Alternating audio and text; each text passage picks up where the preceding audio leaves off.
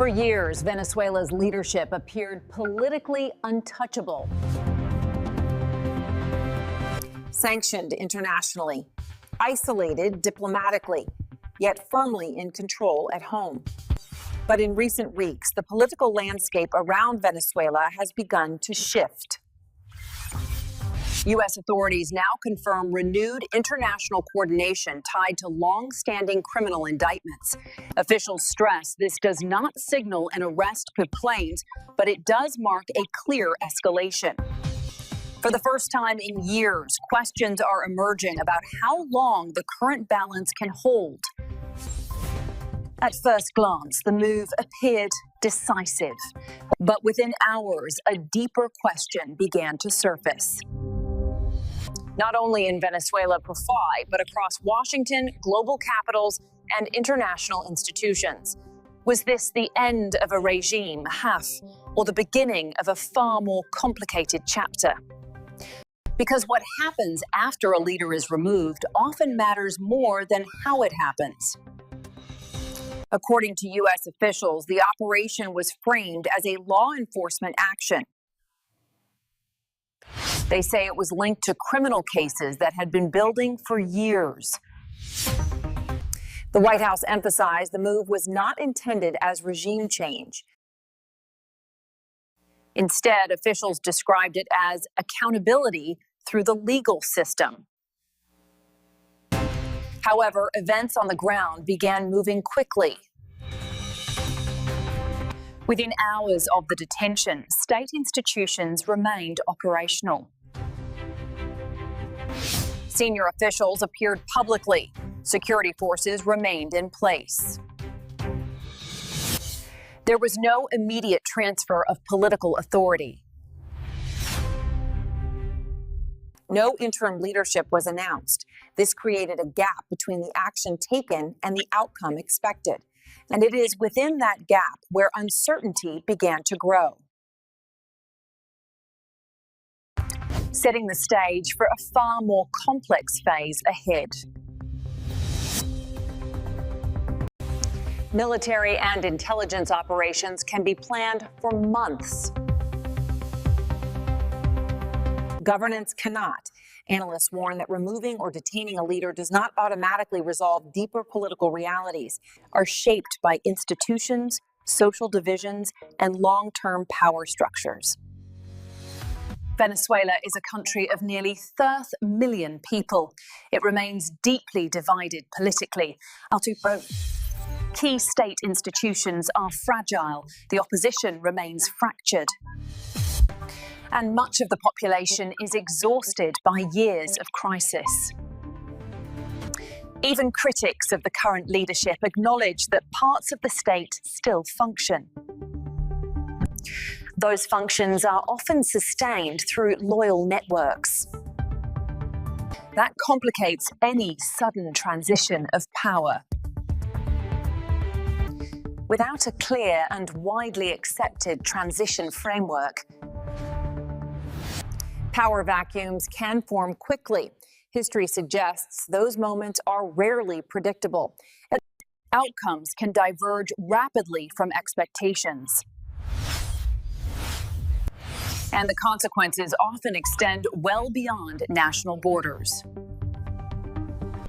This is the central challenge of the day after. In Caracas, the internal response was swift and carefully calibrated. Senior government figures rejected the legitimacy of the operation as a violation of sovereignty.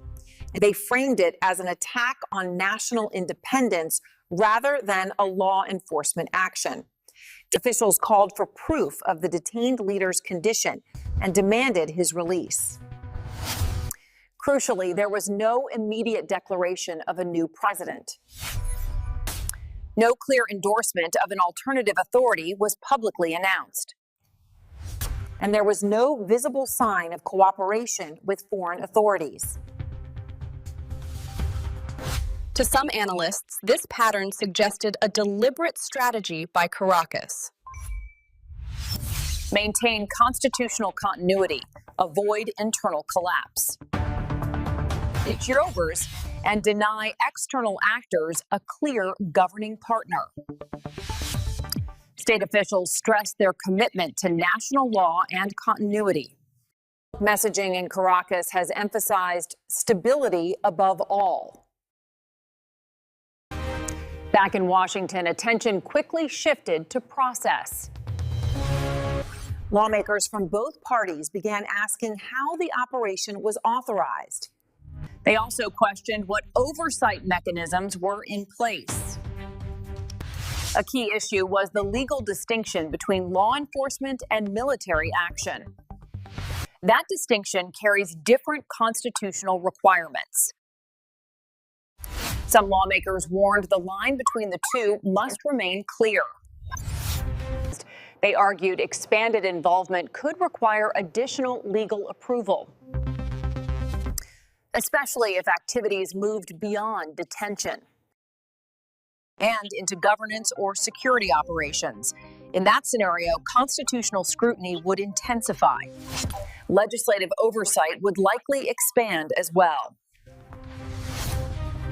Others warned prolonged engagement without clarity could create political friction at home, particularly given public fatigue with overseas conflicts.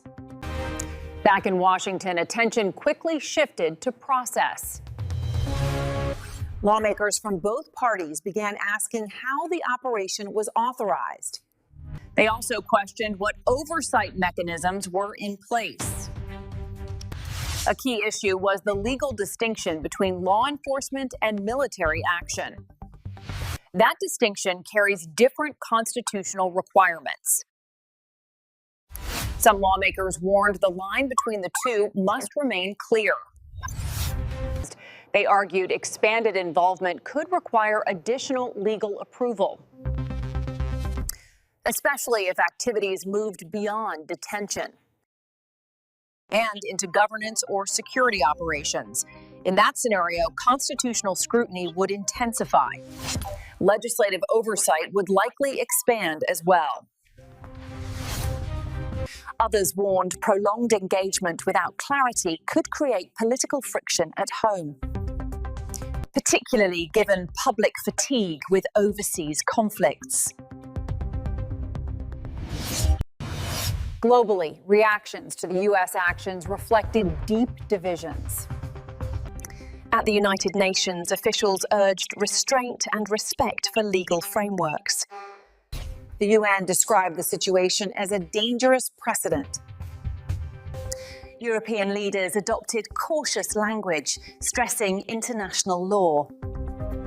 Some urged transparency and adherence to diplomatic norms.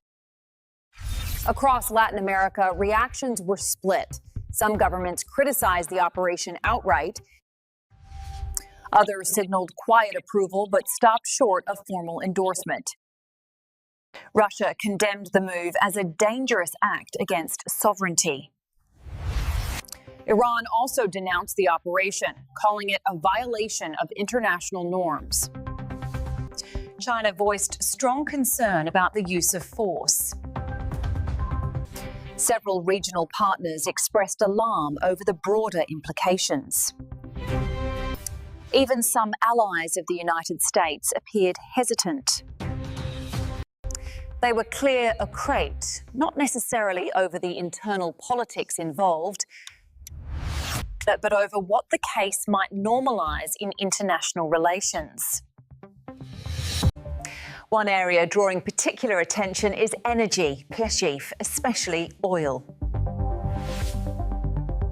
Venezuela's oil infrastructure is complex and degraded after decades of underinvestment. It once produced millions of barrels per day, but output now remains a fraction of historic levels. Analysts say restoring meaningful production requires skilled labor and heavy investment. Specialized workers left the sector years ago, making expertise a limiting factor.